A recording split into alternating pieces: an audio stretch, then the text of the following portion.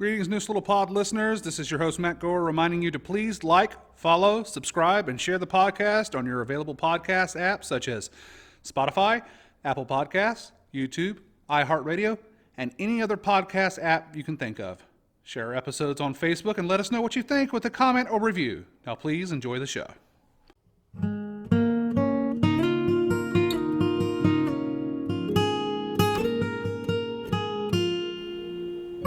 Hello, and welcome to Neuse Little Podcast, an audio program discussing the almost 50-year history of Neuse Little Theater and the backstage antics and stories that come along with running a community theater in a small town. I'm your host, Matt Gore, and we are coming to you from NLT's stage and base of operations, the little log cabin located on the banks of the Neuse River in Smithfield, North Carolina. We lovingly refer to it as the Hut. Hey there, gang. Before we get started with this next episode of Neuse Little Podcast, we are going to briefly recap our annual award ceremony, the Cannons, that happened on July 11th, and it was a good time. Good time was had by all. I had to miss it this year because I had a leg. This is the first Cannons I've ever missed. I had a leg injury. I injured myself during my day job, and I was on my back for at least a full week, and I just couldn't make it. So we're going to recap the awards here very briefly for you. Was it fun, Mita? How was it? It was fun. It was a little different just because we hadn't done it. You know, we didn't have one last year, and so we were all a little out of practice. So it was a little bit of stumbling, but we got through it, and it was fun. And everybody was just glad to be together and have a good time and have a little food. And well, there's always stumbling. That's part of the charm. That's part of the charm. A little more than normal. Of course, it's going to go off the rails at least once or twice. Oh, yeah. But I appreciate Teresa stepping in for me. I was supposed to host, but Teresa stepped in for me at the last minute. And she did a really good job. I got to say, she really did do a great job. Straight to the point, and I really appreciate Teresa stepping in for that. So we also did it a little bit differently this year, where we had previous winners come up and announce the current winners. So that I think that I watched the live. I wasn't there, but I watched the live feed on my back in my bed. Yeah, we were able to live feed it, which was nice because we got that working. So I was very excited about that. And it was a last minute addition because somebody sort of offhandedly said, "I'd love to see it if you could do it." So I was like, "Ugh." Well, I appreciate it.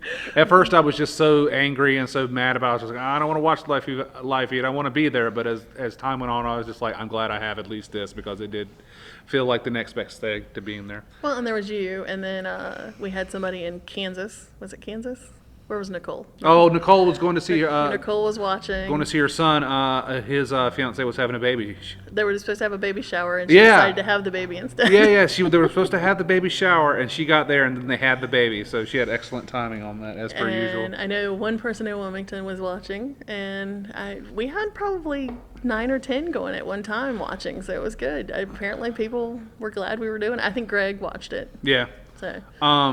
It was a good time. Now we also said goodbye to our former president, Ruth Mills, who has left us. And at this point, most people close with NLT know.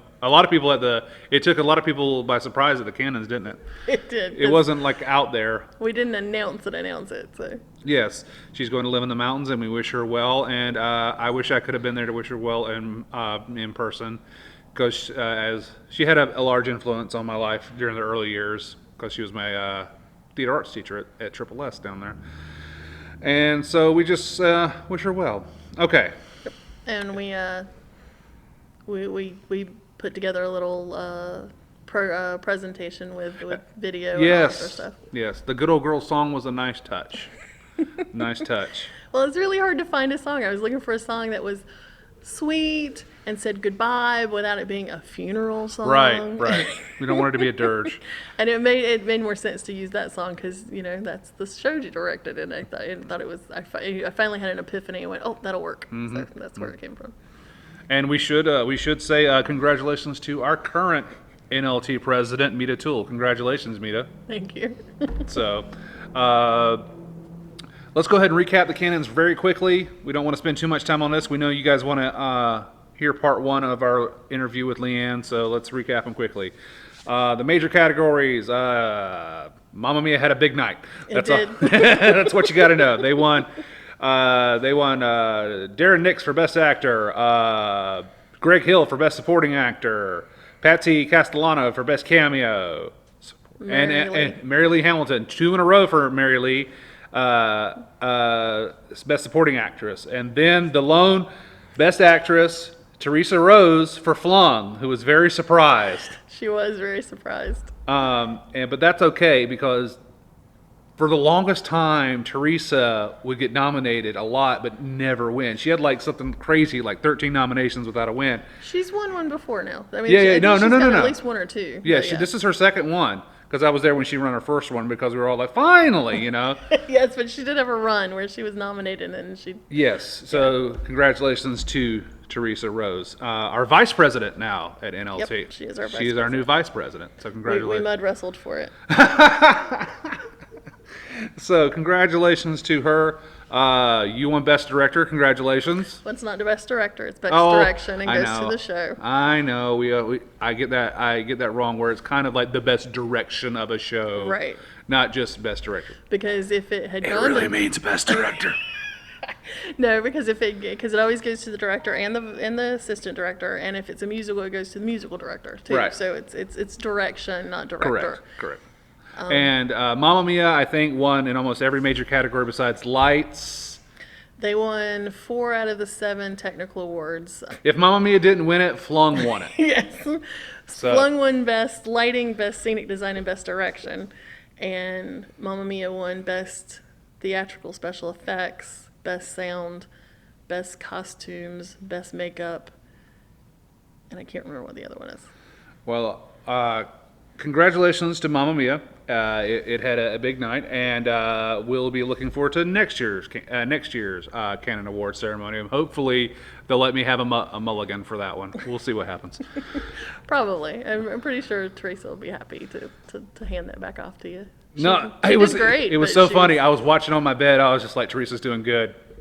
Not too good. No, I'm just kidding. But she's like me. She's a planner, and so we sort of sprung this on her at the last minute. So she was a little. I tried so hard to make it. You can ask Tamara. I was trying at one point with like a cane and a walker. I was like, oh, this is terrible. My leg hurts so bad, but it just wasn't going to happen. It wasn't in the cards. It's better that you took it easy. So. All right, gang. That's a quick recap of the cannons there. That was kind of like a lightning round on the cannons. And if you were there, you enjoyed yourself. And if you weren't there, you probably don't care as much, to be honest. But we recapped it, so there it is. Donald went above and beyond. Donald Bailey went above and beyond with the food. Was it good? It was good. Everything was, he had a little, he made sure that his people were separated from our people, and everything was in little cups. The caterers, you're saying? The Oh, caterers, yes. I So- tried some of the pimento cheese that Tamara brought home. It was actually quite scrumptious. And we also won a bottle of wine, so that was nice. Thank you, Gregory Vineyards. Yes. Vineyards. And Gregory Vineyards always does us wonderfully. They donated money to the theater in honor of Ruth, since she's retiring, quote unquote, retiring from the theater.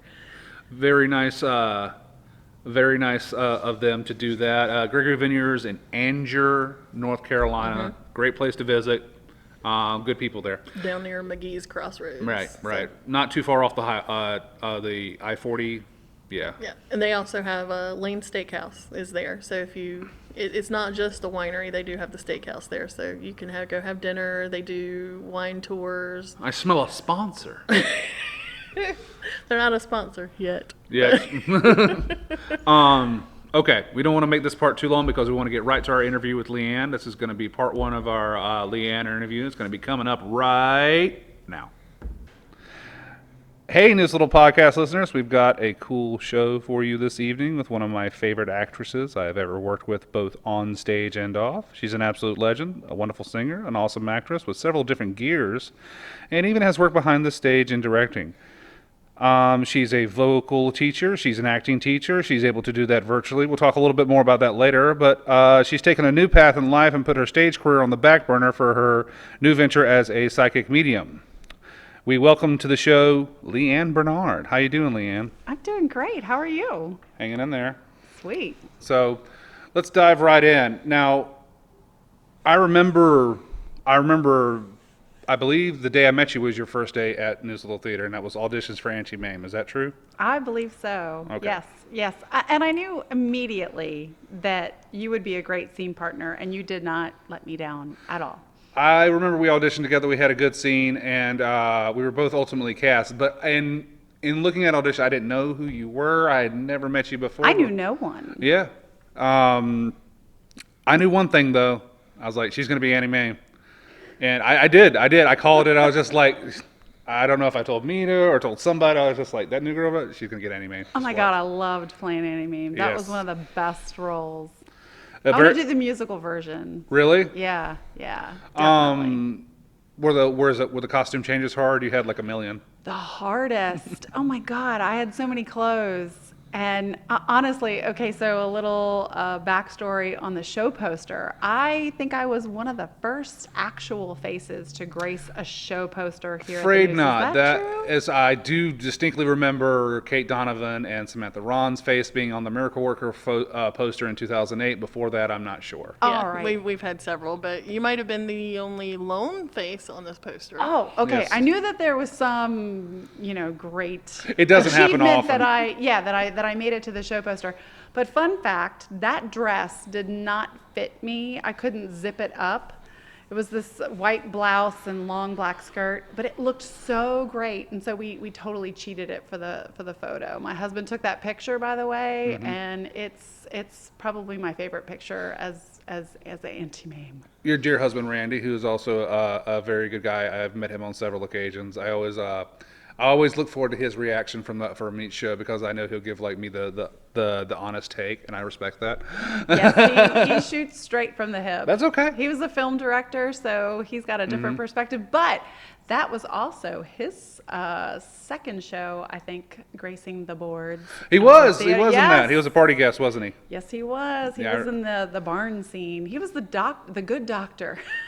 Gotcha. There was a lot of people in that show, and It was a big cast. how did you feel coming here? You said you came here and you knew no one. So what was that like? What kind of experience was that like? Just stepping here and then boom, getting cast in this and the lead in this.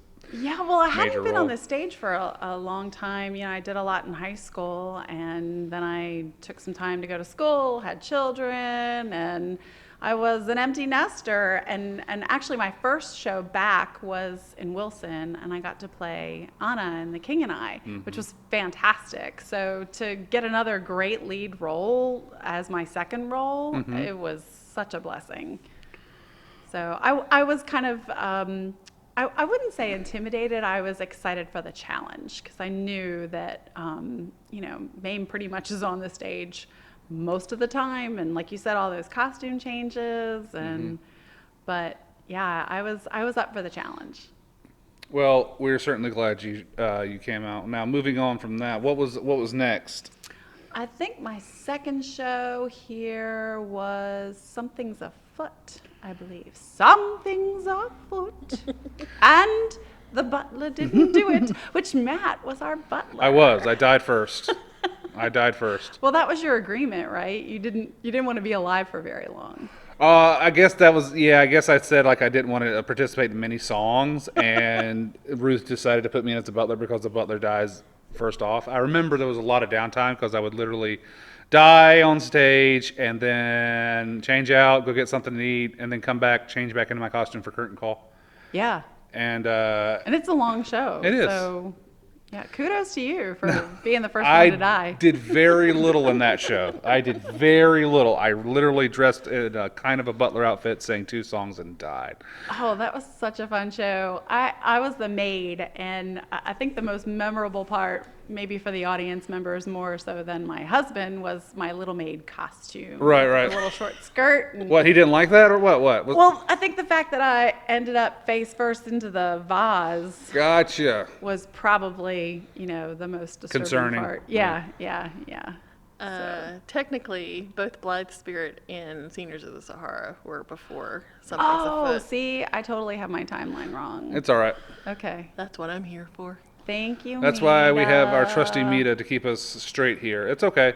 So backtracking to Seniors of the Sahara, you assistant directed that, and Stephanie Viren directed that. Now, you were telling me a little bit about a first for the Hut on that. Yeah, First for the Hut was she wanted to do an open that was filmed. So we were the first multimedia show here at the Neuse to include a filmed start to the show. We filmed Sammy and Sean Braswell here on the stage. My husband directed it, and I think they shot in some big sand pile or something to uncover the artifact that let out the genie. Oh, I guess I'm giving too much of the story No, away, but it's fine. Well, Yeah. it's like Randy did an opening to the an opening credits for the show. So like there was all this like I'm beyond jealous. this Egyptian music going yeah, on. Yeah, and we just recently watched that again. He dug out the lamp from the sand and he pulled it out, and there was this whole bit where the plane took off and traveled and it landed, and you've got this beautiful New Jersey seashore. Yeah. and transition to Nancy on the stage. Oh, I might have to talk to them about something, because I hear tell of possibly in the next couple of years a Western here at NLT might happen, and I really want some good old-fashioned Western opening style credits. Oh, can you get horses and Inside here? go down? Oh yeah. But we did the video because there's this little 5 minutes at the very beginning of the show where the shop seller is being interrogated. Yeah. Because he sold the lamp to someone, and it was Sean. He was the one that was getting beaten up, and Sammy was beating him up, and Bill. Well, technically Sammy was interrogating him, and Bill Jordan was the one who was beating on him. Up. And it's just 5 minutes, and it's the only thing that takes place not in New Jersey at the retirement home. And we were like, that's gonna suck if we have to do a scene change for that tiny Just little for scene. one little Yeah. scene. And that was when we came up with the idea to do the video. And so we had the screen down. It was really kind of cool. And Randy did a magnificent job. It's like, can we just do this instead? Yeah, let's just shoot it as the movie. Absolutely. It was cool. It was very cool. It looked really good. Yes. So after Bly Spirit, Seniors of the Hearth, Something's Afoot, then we go to Lying in State.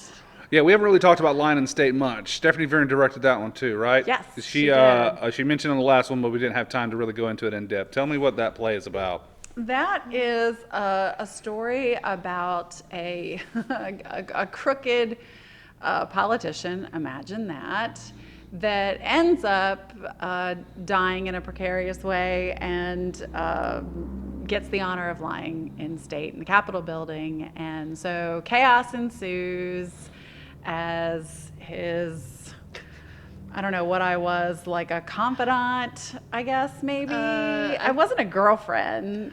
Well, I mean, he had the ex-wife. Teresa Rose played his ex-wife. Yes. And then you played the current fling, I guess. I was a The Squeeze. The squeeze. Yeah. Which- Yeah. And yet another role where I got to wear a super short skirt. The difference between you and Teresa was night and day, though.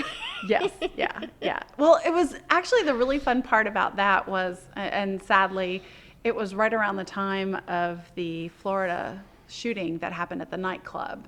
Pulse. And my Yeah, the Pulse the nightclub. Pulse. And my character was supposed to be from Florida, and Stephanie was like, I'm not comfortable with you playing this really provocative character and being from Florida. Where would you like to be?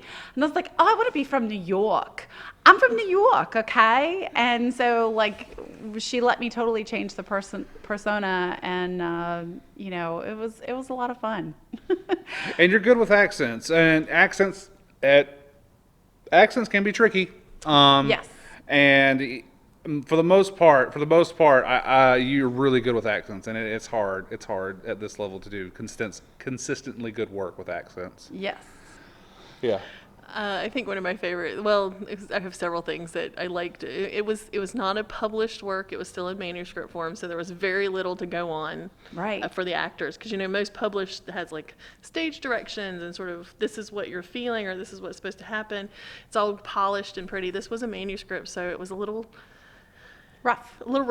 and but We had a lot of play, thankfully. yes. But I think one of my favorite things was I made buttons for the show because there's this whole thing about purple squirrels. And so on the buttons it says, it was like vote purple lying in state because it was also an election year. It was 2016. Oh my God. We thought, with all the turmoil and Speaking the of things being craziness- blocked out. Yeah, totally. I forgot that it was 2016. It was. So we decided purple was and everybody could get behind that, because it was a ridiculous, ridiculous show for a ridiculous time. And that was my name too. That was my buttons. Was Randy annoyed at that one too? Oh my God, so much. And I very much am I got to dive right in. So I'm doing the voice at home, and it was totally unnerving to him. But I think Caprice's voice was way worse, and we'll talk about her in a little bit, I'm sure. But yeah. Well, Buttons was wide open all yes. the time. But I think Steven's favorite moment is when we decided that there needed to be a body in the casket. Because you could open it and we could tell there was nothing in it. So we brought my mannequin from home, and I don't know if we told you or not. I can't remember. He may have told you, but he didn't tell anybody else. I can't remember if he told you or not because he didn't want you to freak out. I think he told me because I actually had to look in the coffin. Right, yeah. But yeah, we somebody opened it and like sort of dropped it. It was like, what? So yeah, there was a body in the casket for the show. For inspiration. Oh yeah. Yes. Yeah. That was a fun show. She has no arms or legs, but there was a body in the casket. Oh, this is your little mannequin that was you my punch at mannequin. home, right? Oh, that's in the maid outfit? She's the one that plays the witch on my front porch at Halloween. Right. Her body is a stool at home. Maid outfit. Does she have my costume from Something's Afoot? No, I have my own. Mita is legendary for her elaborate Halloween get-up. She really goes all out, and for someone who doesn't have children, she really enjoys Halloween, and I look forward to her pictures every year. I like scaring neighbor children.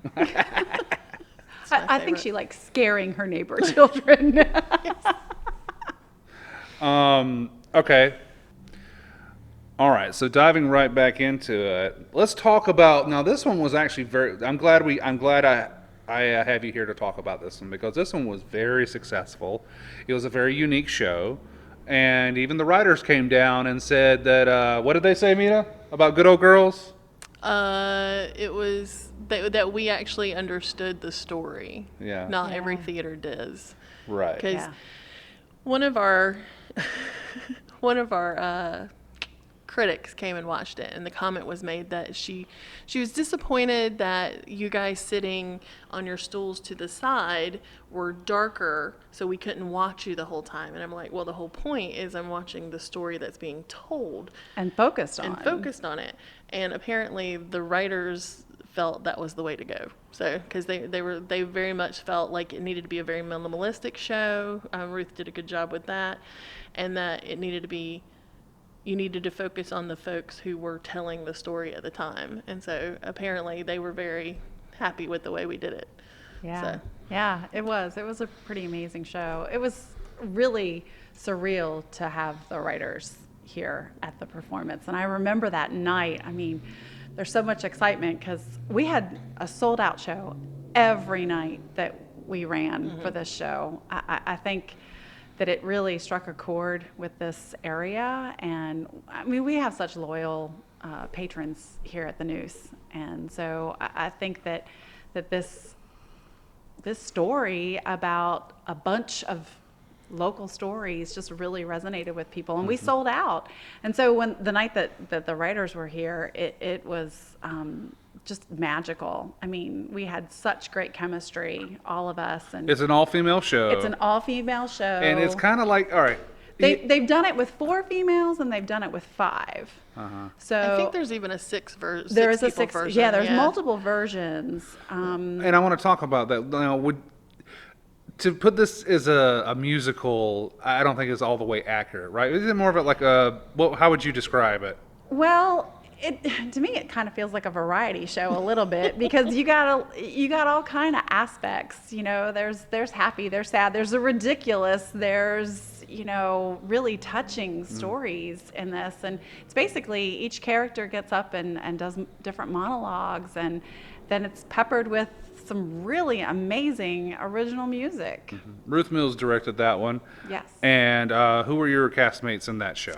Oh, that was Teresa Rhodes. I love playing with Teresa. And Nancy Gibbs. Oh my God, love me some Nancy Gibbs. And Natasha. And that was it. There was 4 of us. No, Teresa Sheeran. Oh, no, that's right. Teresa Sheeran. That was the and 5. Natasha Thompson. So. Right. Bruce stacked the deck on that one. Yeah. That was a lot of And talent. we had a live band on stage. Yes. Which was Nick Atayak and Todd Johnson. They were amazing. I'm going to kick myself because I can't remember who the rest of the crowd is. Oh, who was the drummer? It was it Bunky? Was Bunky? It was Bunky. Okay, Yeah. Bunky. Darius' son. Darius, Teresa's stepson. And I can't remember, was there another? I know Michael Mills was on Jug. That's Yep. all I I remember. was about to ask that. Yep, I was like, he was Michael on the Mills? Jug. Yeah, they were so amazing, and I love that show. I got to sing "Line to the Moon," which is actually Lauren Kennedy is the one who originated that role, I believe, on Broadway and probably locally as well. So to be able to sing a ballad that she originated was pretty cool. And not only, once again, that is the second show that I have done twice. I did it and done as well, and got to play the same role. Although we had a different script.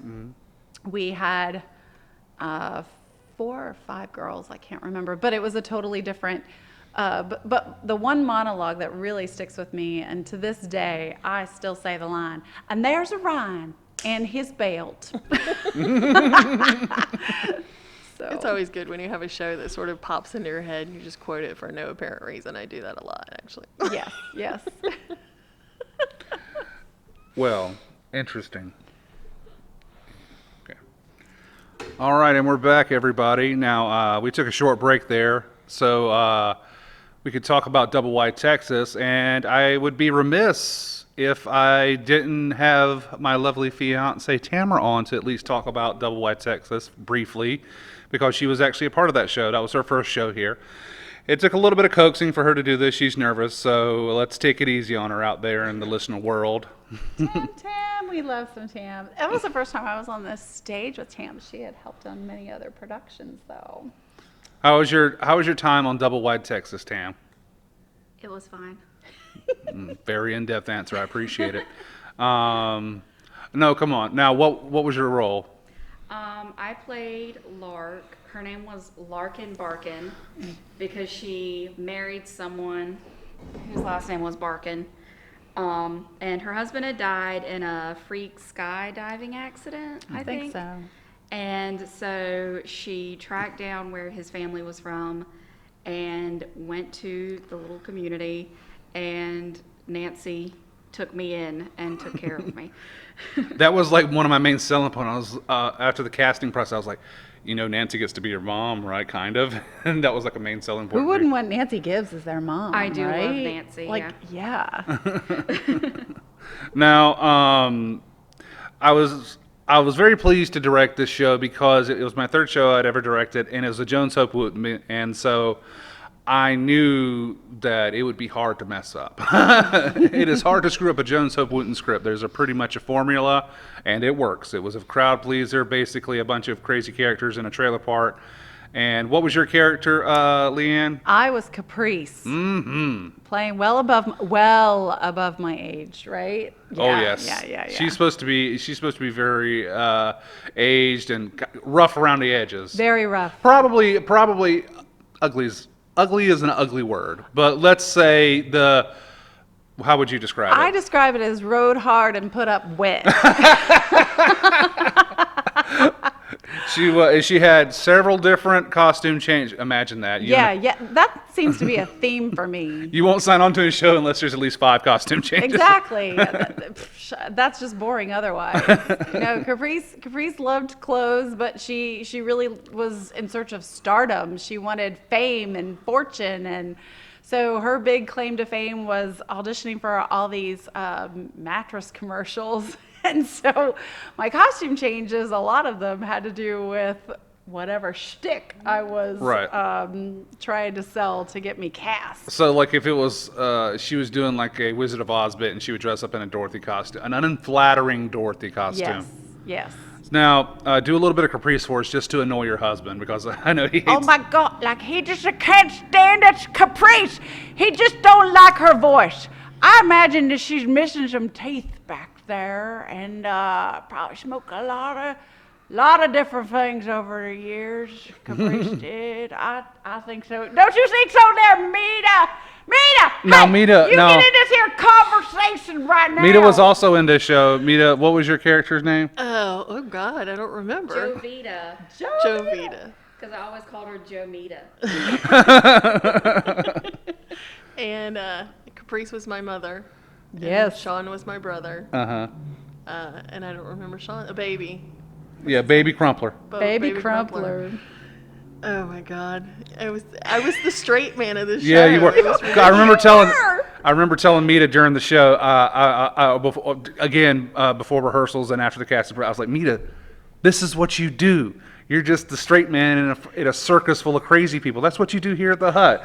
Yes. my whole job, my whole character was just basically to try and keep these people from killing themselves. or Imploding. something. Yes, they were ridiculous. And so, but yeah, Sean was going to be in the womanless pageant, so he was in various Costumes. versions of drag, and then Caprice was auditioning for the mattress commercial, so she had to come up with a tag or whatever. So there was Dorothy, there was Cleopatra. Cleopatra. And what was the other one? Marilyn Monroe. Marilyn Monroe. Excellent choice.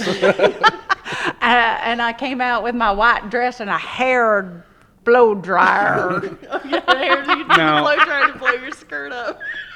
Yeah. So you had to have that from the 7-Year Itch movie, The Great, when her skirt blows up. Yeah. Yes. Now, But I think that might be one of the few shows we've ever had, like, in the blocking and on purpose, the characters actually shotgunned a beer. yes.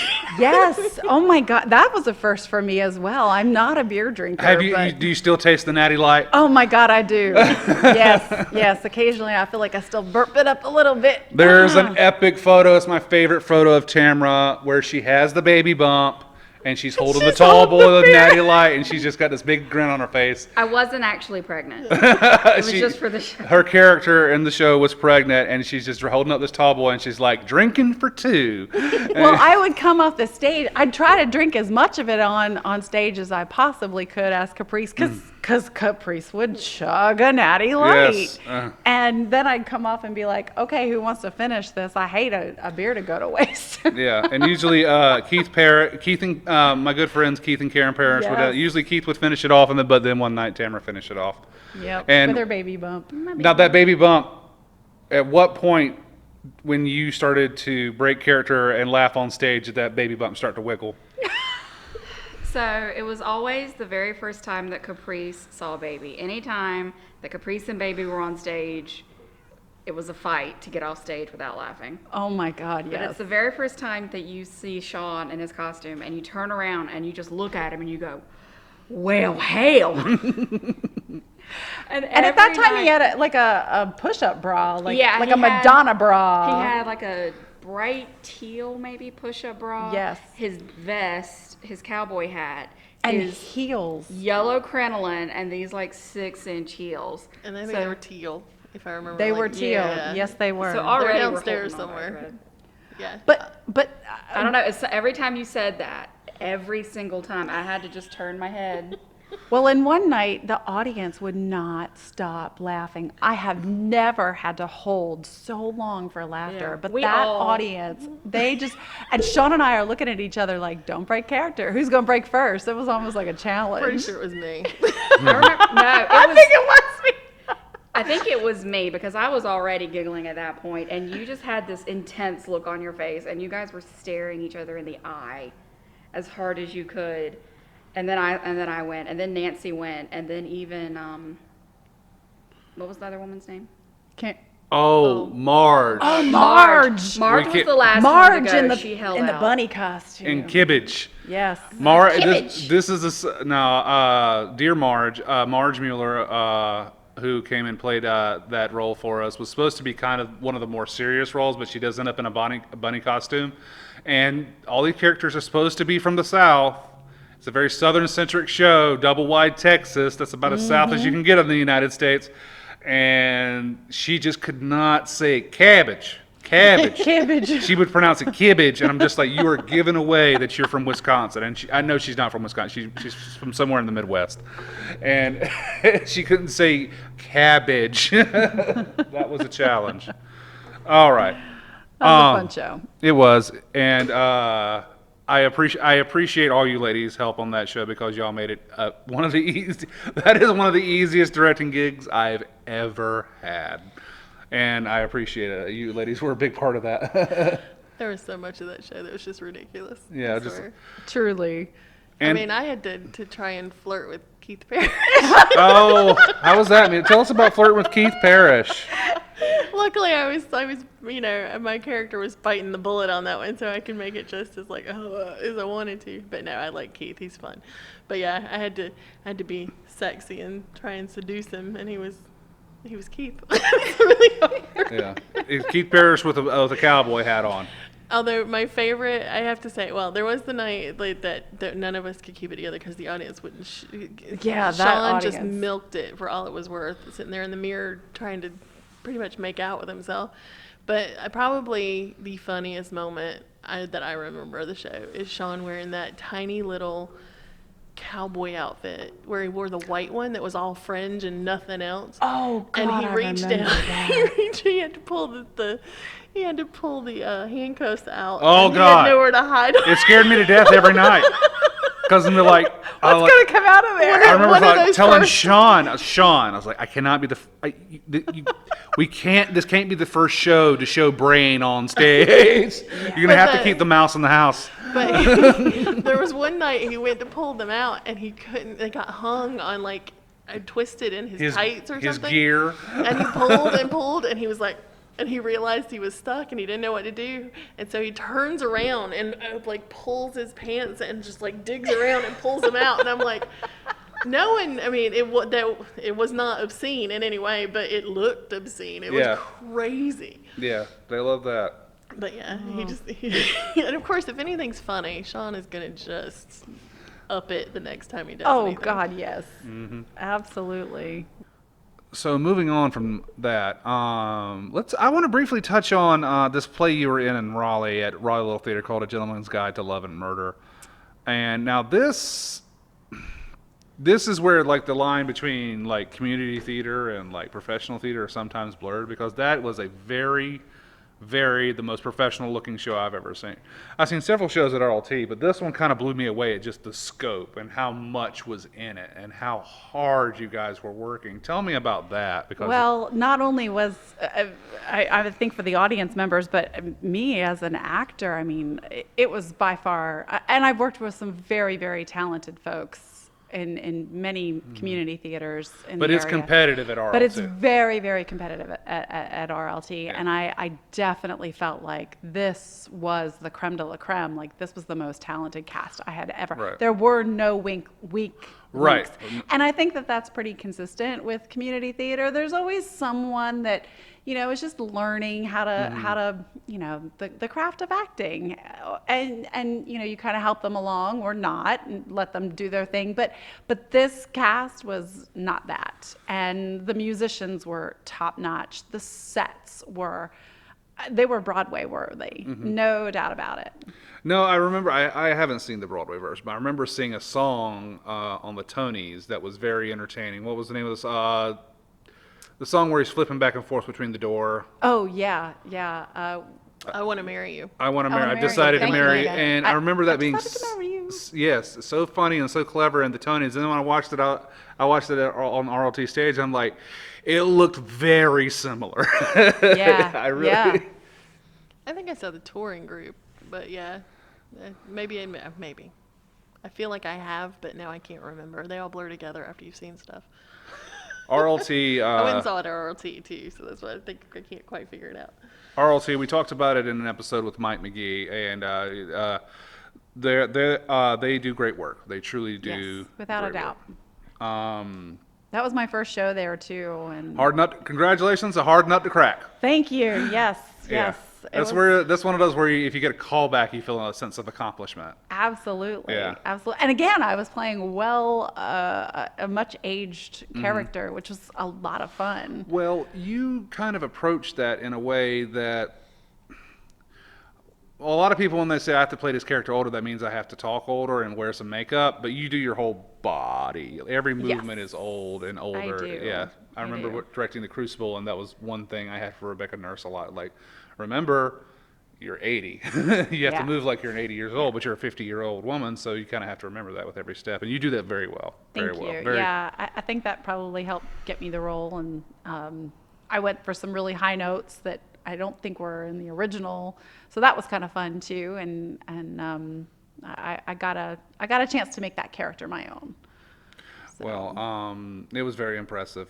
Let's talk a little bit about the summer camp, because that is something that I would be remiss if we didn't bring up on the podcast. I'm not in that summer camp world, so I have to kind of remind, hey, we got to talk about the summer camp and this big thing that NLT does every summer, except for the last 2 summers because of obvious reasons. But tell us about that. Yeah, after I was Auntie Mame with Ruth, she had asked me if I would be the music director, and I had done VBS leading music for Vacation Bible School a few times, and I was like, well, I'll give it a try. And so it was fantastic working with Patsy and Ruth, and we put some really good shows on here.